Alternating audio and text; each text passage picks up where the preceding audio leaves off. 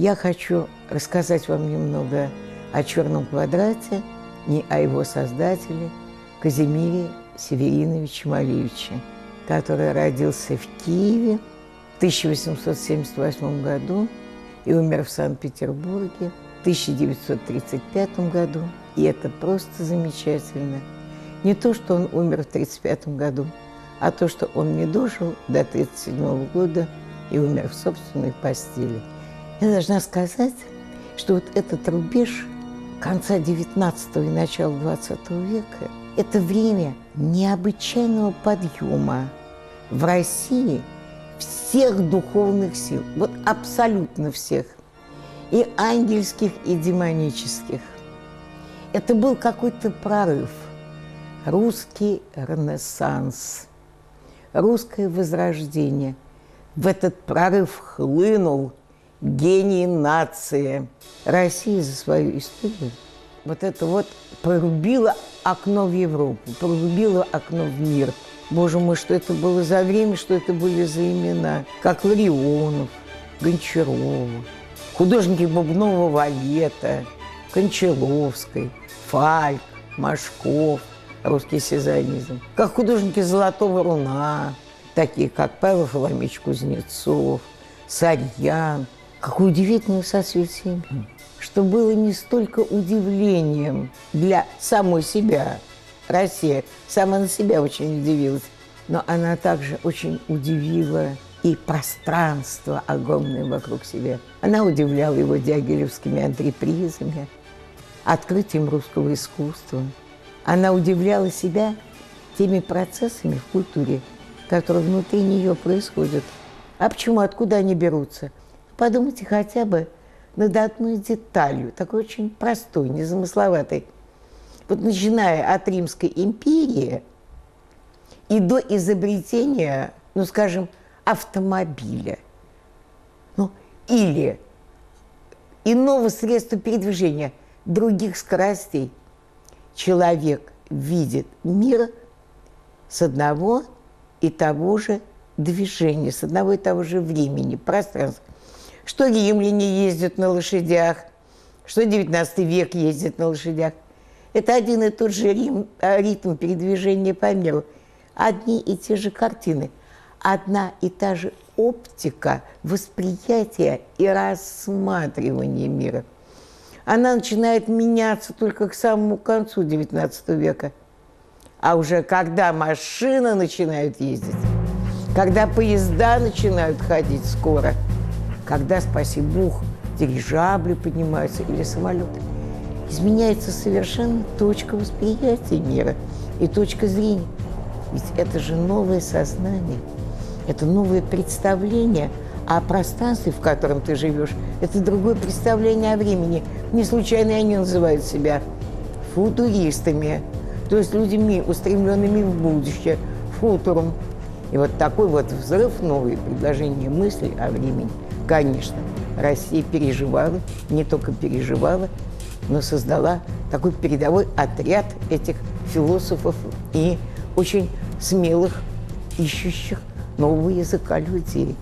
У Казимира Малевича была то, что называется, своя компания. Это был Велимир Хлебников, это был поэт Крученых, это был художник Иван Пунни. Это была замечательная художница, жена Крученых, Розанова. И они, с одной стороны, решили сделать такую оперу, именно оперу, с очень броским, плакатным названием «Победа над солнцем». Ну, естественно, что если победа, то только над солнцем. И вот Малевич писал декорацию. И особенно интересной была декорация второго действия, второго акта. Малевич написал задник. На этом заднике были нарисованы разные фигуры, и в том числе был нарисован большой черный квадрат. Что-то щелкнуло в нем, что-то очень потрясло, когда он увидел это. Он снял этот задник. То, что было на нем нарисовано, он закрасил белым. И получился на фоне вот этого огромного белого квадратного полотнища большой черный квадрат. Малевич был настолько потрясен собственной работой, как он сказал интуитивно, от возбуждения, от осознания того, что он сделал, от осознания этой работы, вообще то, что он сделал эту работу, он хворал. У него было такое потрясение нервное, что у него была лихорадка и высокая температура. Он несколько дней не мог ни пить, ни есть, ни спать. Он находился в очень лихорадочном состоянии, будучи абсолютно адекватным и стабильным психически человеком. Вот это свое искусство он называет супрематизм. Что значит супрематизм? Почему это так называется? Это доминантное искусство. Супрем – доминанта. Супрематизм – доминанта. Доминанта чего? Доминанта цветовая. А я могу сказать, очень у многих художников цветовые доминанты. Очень у многих художников в мире цветовых доминант. А Матисс – какие цветовые доминанты. А Ван Гог – какие цветовые доминанты. Его подход к цвету, а понятие его цветовой доминанты в корне и резко отличается от того представления о цвете, какое существовало до этого, и я бы сказала, до «Черного квадрата». Потому что всегда цвет был привязан к какому-то мотиву. Цвет что-либо, так или сяк, как у кубистов или как у футуристов, но как-либо он был связан с формой некой. У Малевича цвет теряет связь с формой. С этого момента начинается его работа над единственной его новой, именно принадлежащей ему идеей изображения цвету форм. Вот супрематизм – это изображение на плоскости холста цвету форм. Что значит цветоформ? Малевич утверждает, что цвет как таковой, не ассоциированный ни с каким предметом, с чашкой, ложкой, головой или собакой. Цвет черный, красный, белый, синий, желтый, как таковой, он имеет самостоятельное содержание. То есть цвет имеет самостоятельное содержание. А какое содержание? Энергетическое содержание. Цвет – это еще Ван Гог понимал, но он просто делал совсем другие сюжеты. А Малевич говорит, цвет имеет свое энергетическое содержание. Есть цвета более активные, есть цвета менее активные, но цвет имеет содержание. Я приведу вам очень любопытный пример. «Черный квадрат» подлинник я видела лично один-единственный раз в запасниках Третьяковской галереи. Я была потрясена. Тем более, что это не совсем квадрат, он не совсем черный, и белый не совсем белый. И все там немножечко, он не квадрат, там немножко все. Но когда вы смотрите на него, вам кажется, что это квадрат. Малевич сделал сам 3 или по другим подсчетам 4 копии. Сам сделал копии «Черного квадрата». И ни один раз, больше он не мог повторить той энергетической мощи, которая была в первом случае. Но он не смог, не получилось. Он сам же делал эти копии. Но добиться вот этой мощи излучения черного на белом, очень активной формы квадрата на столь же активной форме белого, черное на белом, как максимальные знаки активности цветоформ. Это оказалось началом нового художественного алфавита. Прежний художественный алфавит был создан Джотто. Искусство как театр, искусство как действие, искусство как описывающий неким образом художественный мир. Даже футуристы, они тоже его описывали. А здесь никто ничего не описывает. Это энергетика цвета форм. Это другой художественный язык. Он не отменяет предыдущего. Он его не отменял, никогда не отменяет и сейчас. Он существует параллельно. Откуда эта идея? Она что? Его осенило. Она родилась в нем одном. Она случайно в нем. И никогда больше ничего подобного не было. Или у нее есть прецедент? А у нее есть прецедент. И я вам об этом прецеденте сейчас расскажу. Это прецедент в глубоком прошлом, забытом прошлом. И этим истоком является не более, не менее, как очень древняя китайская художественная конституция или художественный алфавит, который сами китайцы называют багуа. Это был Китай аж на 3-го тысячелетия до новой эры. Эта система багуа говорит о том, что все, что существует в мире, есть союз неба и земли. Есть главных два понятия. Есть понятие неба, есть понятие земли. Отсюда происходит все. Где небо всегда изображается сферой или кругом. Почему? А потому что небо безначально и бесконечно. А изображение фигуративное, понятие безначальности и бесконечности – это круг. Небо, как круг, имеет два цвета. Оно имеет цвет синий. Это цвет воды. Это цвет оплодотворяющей влаги. И это цвет черный. Потому что любая максимальная концентрация света черного цвета. А небо – это максимальная концентрация света. Поэтому небо изображается кругом синим, как стихия, и кругом черным, как сущность. Подобно этому Земля имеет совершенно другие характеристики. И если небо незамеряемо, оно безначально и бесконечно, то Земля всегда замеряема. Она имеет 4 времени года. Она имеет 4 ориентира – север, юг, запад и восток. Она квадрат, потому что она имеет 4 равные стороны. И, соответственно, как и небо, она имеет 2 цветовые характеристики. Земля в Китае какого цвета? Желтого. Китайцы какого цвета? Желтого. И земля у цвета желтого. А стихия неба – вода, а стихия земли – огонь. Поэтому она имеет куб или квадрат желтый и куб или квадрат красный. Но каждая из этих сущностей, она подвижна. Например, дракон, который есть зооморфическое изображение неба, в Китае красный.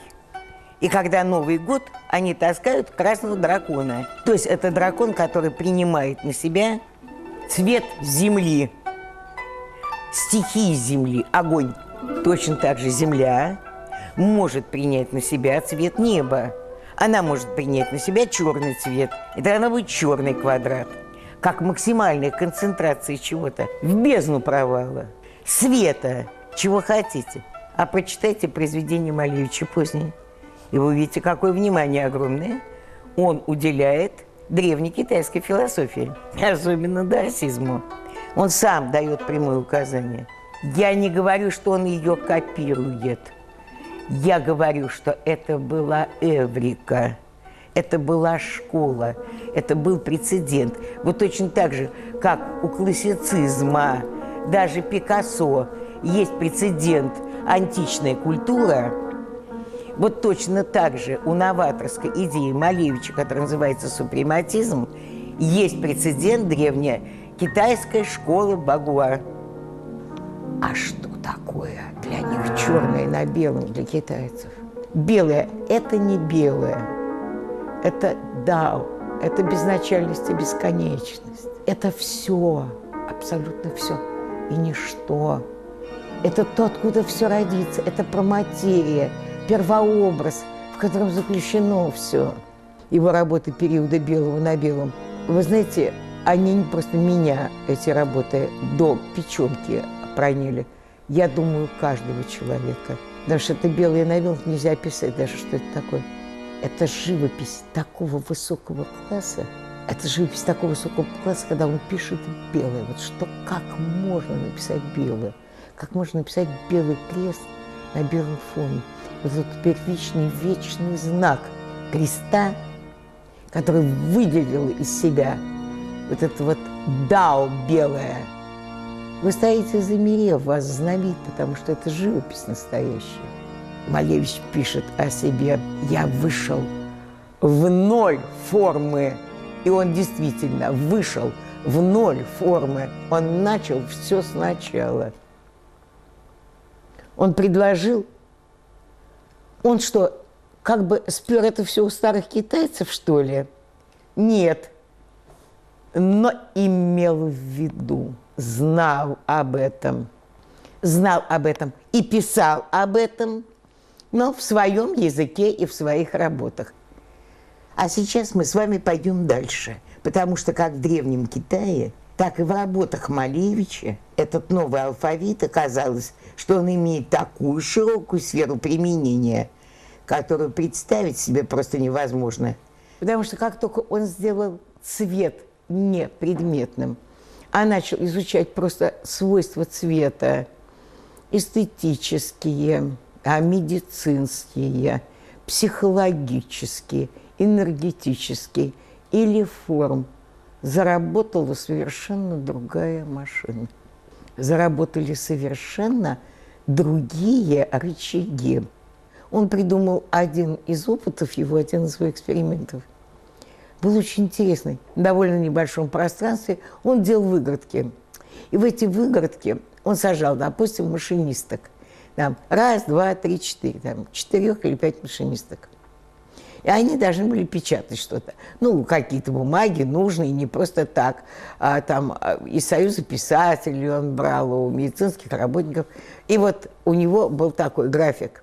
Там, одна комната была покрашена там в красный цвет, другая в полосочку, третья в синий, четвертая в желтый, пятая в зеленый. И он писал там: у Марии Николаевны насморк начнется через 6 часов. Там, у Елены Михайловны кашель начнется через 2 или 3 часа. Потому что он изучал влияние цветовой среды, цветовой. Вот этой цветоформы, внутри которой находится человек, который печатает на машинке, на его психологию и на его физическое состояние. Какой эксперимент, как он важен для медицины. Этот человек состоит из одних гениальных открытий. У него работа есть о том, что такое белый цвет. Как белый цвет опасен в больничных условиях, психологически влияет на больного, как он усиливает боль. Одно то, что вообще белое в таком количестве для медицинских учреждений очень опасно. И вот этот цвет малахитового халата, принятый во всем мире. Я уже не говорю о том, что каждый из вас знает, что такое оранжевая куртка железнодорожных, вот наших рабочих, которые чинят там пути, работают на дорогах. А кто куртку-то эту сделал? Так называемая прозодежда, которой занимался Малевич. Производственная одежда. Вот этот вот апельсиновый цвет, который он определил как цвет этой куртки. Как вот никто не может наехать, потому что ясно, вот этот вот цвет, как форма, он показывает, здесь работает. Это он эту куртку сделал. То есть он занимается исследованием, как я вам уже говорила, другим исследованием цветовых идей. Черный квадрат – это его формула. Это такая формулировка. За этим идет школа, за этим идет разработка идей супрематизма. В чем заключалась идея его школы? В чем заключался смысл его школы? А смысл заключался в том, что он справедливо полагал, очень справедливо полагал. Он высоко смотрел и далеко глядел, и очень справедливо полагал, что эпоха индивидуального восприятия окончилась, что 20 век – это век массовой культуры. И через свой новый язык супрематизма он начал создавать формы массовой культуры, индустриальной культуры. Например, вот великий человек Эль Лисицкий. Но мы не помним уже никто, что сделал Лисицкий. А все пользуются уже давным-давно то, что он делал. Вот Лисицкий был человеком, преобразовавшим книгу. Книги, которые делал Лисицкий. Это что-то удивительное. Он подходил к этому как к единому, как бы архитектурному замыслу. Он думал о человеке, который берет в руки книгу и уже с обложки воспринимает все содержание книги. Как шрифт по-новому помещался. То есть это люди, которые выходили через новый алфавит Малевича, через алфавит цветоформ, они выходили в новое пространство. Это новое пространство сегодня называется дизайн. Я уж не говорю о том, что Николай Суетин, ближайший, любимейший ученик Малевича, был главным художником Ленинградского фарфорового завода, что Малевич занимался фарфором, он создавал новые формы чайников, вот это вот фаянса для массового производства, для всех трудящихся. Попробуйте сейчас купить чайник, сделанный по формам Малевича, которые сохранились на Ленинградском фарфоровом заводе, а они сохранились и до сих пор делают по ним. Что? Подарки дорогие. То есть все его ученики, они находят себе применение в самых различных областях новой эстетики. Новой эстетики, которую предлагает миру век массового сознания, век индустрии, когда именно эта цветоформа, на ней строится сейчас любое пространство, любой интерьер. Ну как же такое? Мы имеем такое явление и до сих пор спорим, что черный квадрат – это бред или не бред. Так это имеет значение, кто что по этому поводу думает. Никакого. Имеет значение только то, что представляет собой эта фигура Казимира Севериновича Малевича. Я должна сказать, что поздние годы его жизни, вот эти вот 30-е годы, он вернулся к реализму. Он писал вот эти вот реалистические портреты в очень красивых платьях, таких дизайнерских платьях. Я очень часто смотрю на эти портреты на эту, и думаю, какая женская мода, какая гениальная мода. У него все эти портреты и его работы, вообще исполнение отличается каким-то удивительным совершенством. Он делает какие-то совершенные образы, будто супрематизм или реализм, или его импрессионистические работы. Они совершенно сделаны, всегда совершенно. Не случайно очень часто их сравнивают с иконами, как с таким совершенным опытом живописи. И одна из самых замечательных работ его позднего периода – это его знаменитый автопортрет, когда он изобразил себя художника эпохи Возрождения. Он даже специально вот так написал себя в такой одежде, в берете, с таким вот этим вот выражением лица. Вы видите перед собой художника Ренессанса. И даже как бы вот фактура вся, вот как фреска. Правильно, автопортрет всегда – это то, что думает сам о себе художник. А Малевич, он говорит, я равен им, я равен Джотто, я равен Монтенью. Он себя даже так стилизует, даже стиль такой, как художник конца 15 века. И он прав, он был им равен, он был всесторонне развитым человеком. Так же, как они, он был человеком своего времени и человеком будущего, который ввел свою культуру в будущее. Просто нам оценить это трудно, потому что кто такой Монтень, мы понимаем, или Джотто, а какой Малевич с трудом. Он был школой, он был человеком, повторяю, предложившим новый язык для абсолютно новых условий цивилизации. Я бы сказала пышно так. Малевич гениальная личность. Абсолютно.